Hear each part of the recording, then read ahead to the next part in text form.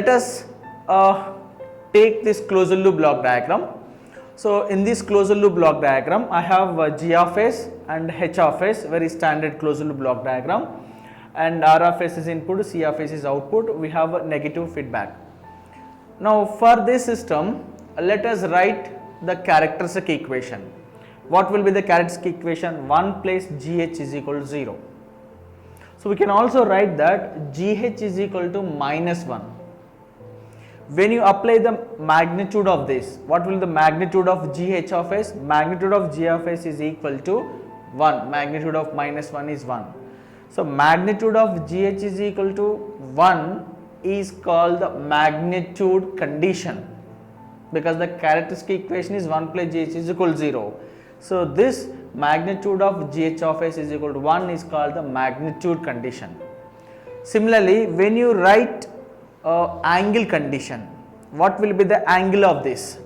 So when you take the angle of GH of s, that is equal to plus or minus 180 into 2q plus 1, where q varies from 0, 1, 2, 3.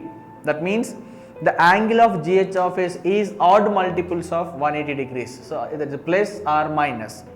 So this condition is called angle condition. The first condition is magnitude condition, the second condition is angle condition. These two conditions are important in root locus. So what is that importance? So with this example we will see the importance of my both magnitude and angle conditions. So let us take the same example, my open loop transfer function GH of s k by s into s plus 2. Check whether the point s is equal to minus 1 will lie on the root locus or not, or s is equal to minus 1 is the root of the system characteristic equation or not.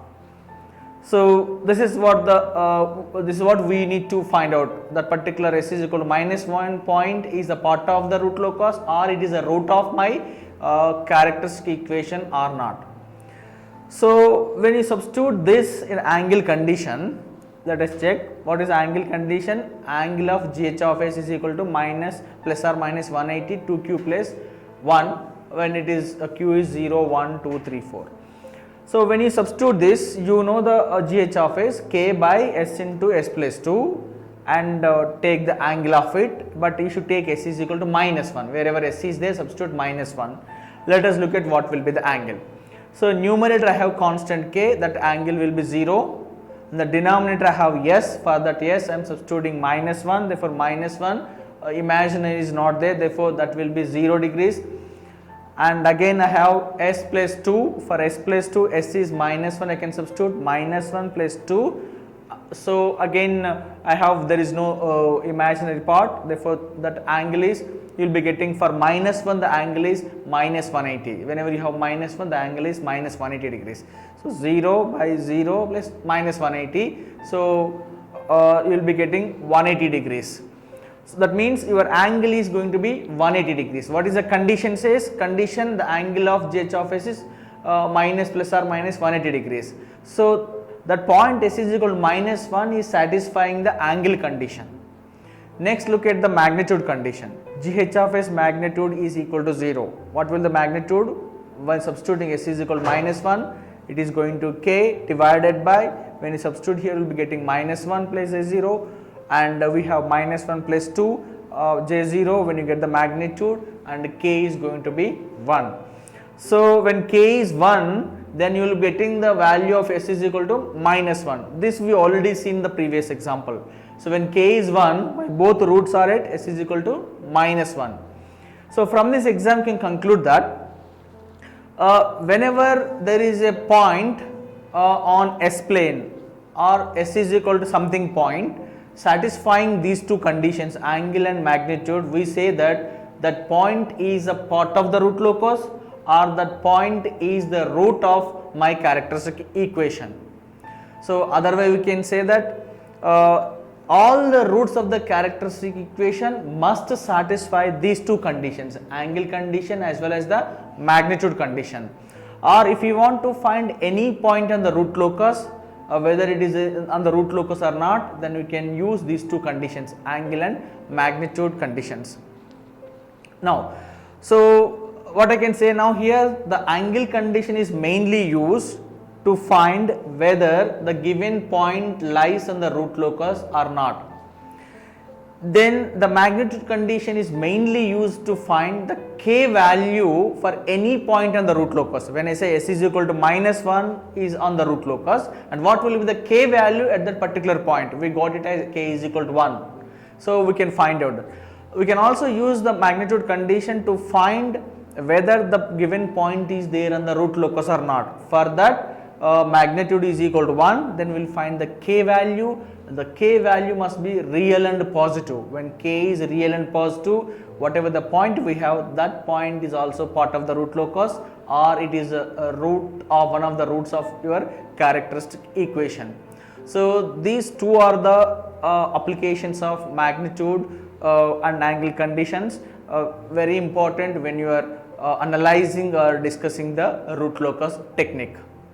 In root locus, it is not possible to find all the roots of the characteristic equation for different values of k for analytically.